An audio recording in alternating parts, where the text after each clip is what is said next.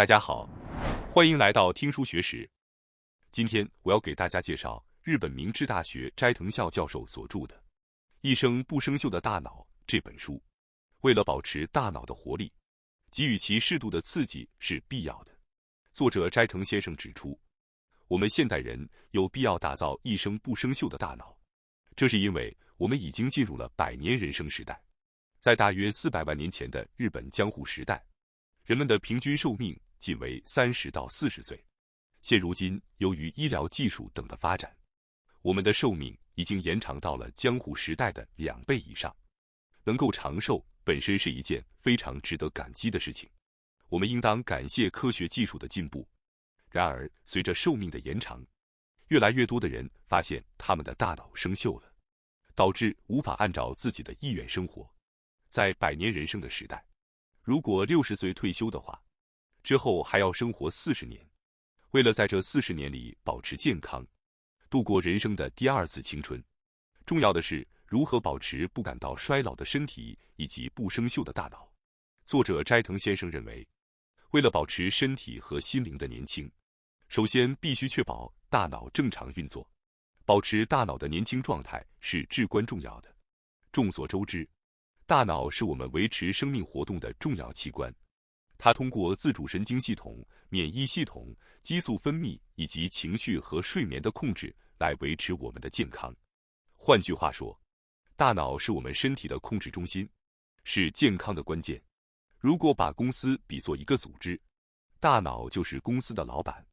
如果老板做事很随便，那么公司就会陷入困境。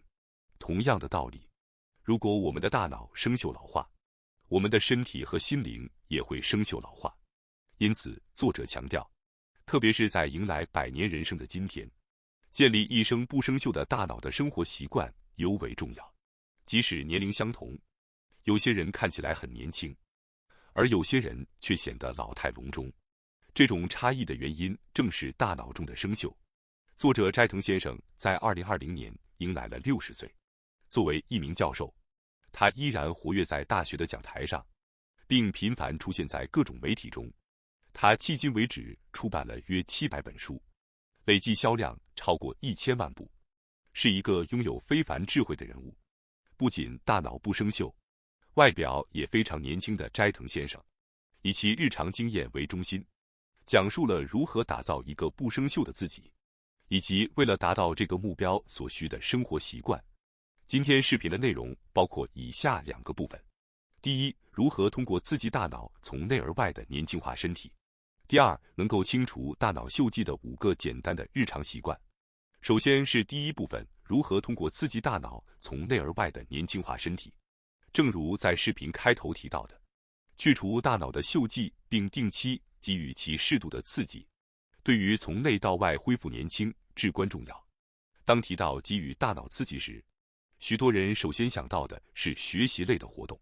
然而，给予大脑刺激不仅仅是这些学习类的活动。在这里，我将讲解一些与学习无关的大脑刺激方法。首先是第一个方法，恋爱。听到这里，有些人可能会觉得，我都这么大年纪了，哪里还能谈恋爱呢？但是作者说，无论是谁，无论多少岁，都可以开启恋爱的开关。保持大脑不生锈需要适度的刺激，这里的刺激可以理解为让心跳加速的情况。而最能让人心跳加速的事情之一就是恋爱。在年轻时，谈恋爱时的心跳加速让我们的心情和身体都能保持年轻状态。但随着年龄的增长，不再谈恋爱以后，很多人会感到自己变老了。如果可能的话，大多数人都希望能够再次体验那种恋爱的感觉。对于那些还可以谈恋爱的人来说，毫不在意年龄去大胆恋爱是最好的选择。然而，对于那些因为各种原因难以谈恋爱的人来说，通过电影、音乐、小说等媒介进行恋爱模拟体验也是一个有效的方法。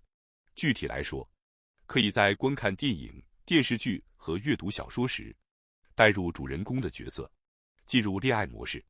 例如，经典的恋爱电影《西城故事》、《泰坦尼克号》以及《人鬼情未了》等，都能让人体验恋爱的心跳加速感。如果喜欢音乐的人，可以重温年轻时听过的恋爱歌曲或失恋歌曲，回忆那种心动的感觉。另外，阅读也是不可忽视的。世上有很多以恋爱为主题的经典名作，拿起它们，通过文字来进行恋爱模拟体验，也是非常好的方法。如同古典文学中也有很多恋爱作品一样，无论哪个时代，人类都需要恋爱情感。可以说，恋爱带来的心跳加速感，正是人们保持年轻的最重要因素之一。年龄增长并不意味着不能恋爱，也不意味着必须对恋爱退缩。无论在现实中，还是在电影、书籍、音乐等虚拟世界中，我们任何时候、任何年龄都可以恋爱。希望大家无论是现实中还是虚拟中，都能再次感受到恋爱的心跳，加大对大脑的良性刺激，去除大脑的锈迹，让自己恢复年轻。接下来，让我们进入下一个话题。这里的重要关键词是血清素。随着年龄的增长，身体上的衰退和心理上的波动更容易发生。许多人会遇到情绪低落、晚上难以入睡、早上起床后缺乏动力等问题。年轻时充满了活力，但现在却常常感到没有精神，容易莫名其妙地感到沮丧的人也不少。这些心理上的不适与血清素密切相关。科学研究表明，缺乏血清素会对心理健康产生不良的影响。血清素被称为幸福荷尔蒙，对心理稳定和幸福感的维持非常重要。血清素不足会导致心理的不适，幸福感降低。在了解到这一点后，解决办法就很简单了，那就是促进血清素的分泌。日光浴是一种很好的方法。此外，研究还发现，节奏性的运动也能促进血清素的分泌。也就是说，早上起来晒太阳并进行有节奏性的散步，可以获得更好的效果。如果您最近感到没有精神、情绪低落或缺乏活力，建议通过早上的日光浴和节奏性的散步来补充血清素，这对大脑也是一种非常好的刺激。接下来，让我们进入下一个话题。这里的重要关键词是睾酮。睾酮能给我们带来很多好处，例如让我们充满活力和年轻，平息愤怒和焦虑等负面的情绪，帮助我们保持心理的稳定，还能提高动力和竞争心。此外，睾酮还促进多巴胺的生成，而多巴胺是快乐和动力的源泉。然而，令人遗憾的是，如果不加以干预，随着年龄的增长，睾酮的水平会逐渐下降，尤其是男性中年后的身体不适，通常都与睾酮的下降有关。睾酮下降会导致身体活力、动力和积极性的下降，给人一种衰老的感觉。所以，为了保持年轻和防止衰老，促进睾酮的分泌是非常重要的。一个有效的方法就是进行肌肉训练。当然，肌肉训练并不需要练到成为肌肉发达的人，适度的肌肉训练就足够了。作者说，肌肉是防止衰老的铠甲，这是一个非常形象的表达。无论男女，如果想要保持年轻，通过肌肉训练来促进睾酮的分泌是一个非常好的方法。此外，肌肉训练还能促进多巴胺、血清素和内啡肽等对心理健康有益的多种脑内荷尔蒙的分泌，并且还能促进脑源性神经营养因子 BDNF 的分泌，这对大脑的发育也非常有好处。在人生100年时代，肌肉训练的重要性愈发突出。研究表明，肌肉量的减少与因各种原因导致的死亡风险上升有关。因此，预测我们老年时能否健康的关键因素就是肌肉量。肌肉训练能增强肌肉，使我们即使年老也能继续享受兴趣爱好和活动，是最强的保持健康的方法。接下来是第二部分，能够清除大脑锈迹的5个简单的日常习惯。我将给大家介绍5个简单的日常习惯来清除大脑的锈迹。这5个习惯是：一、说话时要牢记时间就是金钱；二、通过分段意识来提高时间密度；三、用快速朗读提高大脑运转和对话速度；四、养成记录的习惯；五、抛弃嫉妒心，磨练自我称赞的能力。首先是第一个习惯，说话时要牢记时间就是金钱。大家都知道，美国建国之父本杰明·富兰克林曾经说过：“时间就是金钱。”这是一句著名的名言。虽然钱可以再赚，但过去的时间却永远无法挽回。因此，时间比金钱更为重要。这是我们经常会提到的话题。当我们听到“时间就是金钱”时，通常会想到要珍惜自己的时间，不要浪费在无意义的活动上。然而，比起自我时间管理，还有更重要的一点，那就是珍惜别人的时间，不要无意中浪费他人的时间。因此，作者强调，在说话时要牢记“时间就是金钱”。例如，大家是否有过在早会上听校长讲无聊的长篇大论而感到厌烦的经历呢？这样的校长是不合格的，因为在公众场合发言是在占用听众的时间，所以不能漫无边际的长时间讲下去。同样，在各种庆典场合，如果主持人在致辞时拖拖拉拉，让人们无法尽快举杯庆祝，也会让人心生不满。这种情况之所以让人恼火，是因为我们的时间被占用了。因此，希望大家在说话时要牢记“时间就是金钱”，简洁明了地传达自己的想法，不要拖延，珍惜他人的时间。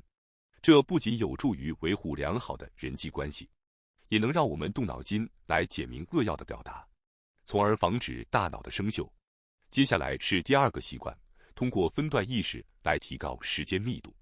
刚才我们提到了时间就是金钱，接下来我们继续讲解时间的重要性。我们的人生是有限的，时间自然也是有限的。我们经常会听到要有效利用时间的建议。那么大家觉得那些能有效利用时间和不能有效利用时间的人之间的区别是什么呢？关键在于是否真正认识到时间的有限性。为了帮助我们意识到时间的有限性，作者建议使用秒表或计时器。作者已经使用秒表超过30年了，并认为秒表是最适合帮助我们意识到时间重要性的工具。例如，作者在咖啡馆阅读书籍前，会先设定一个时间限制，然后启动秒表，这样他就能时刻意识到时间的有限性，从而更加专注于阅读，度过一个高效的阅读时光。确实，如果我们不意识到时间的有限性，而觉得时间充裕，我们往往会随意浪费时间。大家可能都会有这样的经历，在休息日觉得时间很多，结果不知不觉一整天很快就懒散度过，到了傍晚才发现一天已经过去了。著名的帕金森定理指出，在工作能够完成的时限内，工作量会一直增加，直到所有可用时间都被填充为止。例如，如果您决定在3小时内完成一份文稿，并集中精力去做，3小时内就能完成。但如果您决定花一整天时间来做这个文稿，不进行时间分段，结果往往会拖延一整天。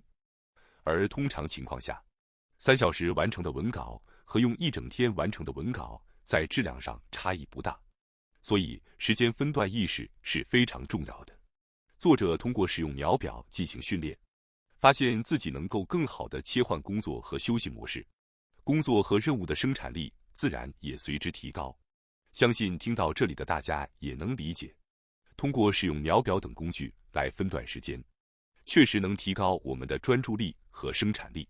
有限的时间如何过得更有意义，直接关系到我们的人生质量。大家不妨尝试一下，用秒表这种简单的方法来认识时间的有限性。接下来是第3个方法，用快速朗读提高大脑运转和对话速度。快速朗读这一方法可能听起来有些陌生，这是作者独创的一种方法，能非常有效地帮助保持大脑的年轻状态。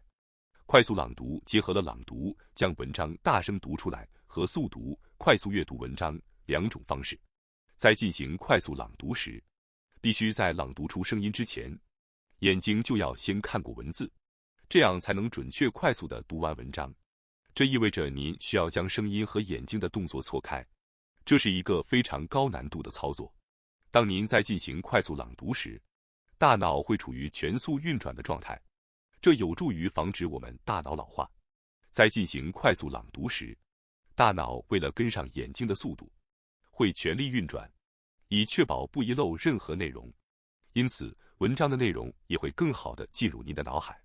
实际上，进行快速朗读有很多好处，比如提高大脑运转速度，增强集中力，提升绘画速度，甚至还能预防认知症。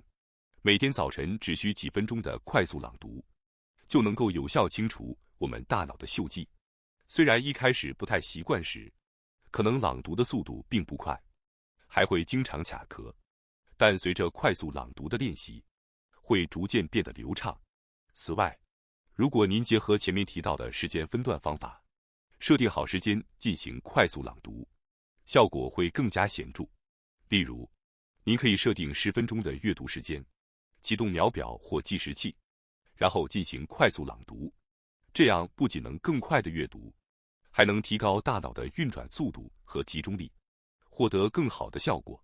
所以建议大家每天花几分钟时间进行快速朗读，从而体验到它的效果。接下来是第4个方法，养成记录的习惯。作者强调了记录的重要性，他会随时将突发的想法或与人交谈时听到的有趣话题立即记录下来。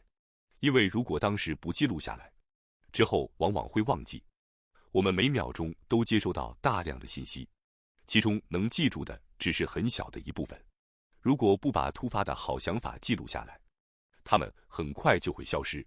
说到记录，很多人可能会选择使用手机的记录功能，但作者建议大家使用纸和笔来记录，因为手写的记录效果更好。而且，如果用不同颜色来记录，还能轻松回想起当时的思考过程。手写记录能将记忆和思考路径可视化，有助于逻辑思考和分析问题。养成在纸上记录自己思考的习惯，有助于看清事物的本质。通过记录，我们可以整理自己的思路，明确自己在思考什么，面临什么问题，以及接下来要做什么。记录还能帮助我们客观地审视现实，减少不必要的烦恼，取得更好的成果。记录习惯可以说是最强的生活技巧之一，希望大家都能养成每天记录的习惯。相信大家会发现，这个习惯能带来很多益处，比如思路清晰、减少迷茫、提升生活质量。请大家在日常生活中逐步培养记录能力，体验其效果。接下来是第5个方法，抛弃嫉妒心，磨练自我称赞的能力。大家是否有嫉妒心呢？比如，看到公司的某个同事，可能心里会想，我明明比他更优秀，为什么得到认可的总是他呢？感到不甘心。或者在社交媒体上看到别人过着令人羡慕的生活，别人长得帅气漂亮，然后觉得自己不如他们，从而心生嫉妒。相信很多人都有过这样的经历。然而作者认为，从嫉妒这种负面情绪中获得的动力，顶多能持续到40岁左右。因此建议大家尽早抛弃掉这种恶习。如果能够轻松抛弃掉嫉妒心，相信大家当然很愿意，但实际上却并不容易。因此，与其硬着头皮放下嫉妒心，不如依赖一种新的力量源泉——自我称赞的能力。自我称赞的能力是指自己称赞自己的一种能力，但这并不是自夸，而是在心里默默地给自己点赞的感觉，并不是在别人面前炫耀，而是自我内心的称赞。作者本人也常常有意识地运用这种自我称赞的能力。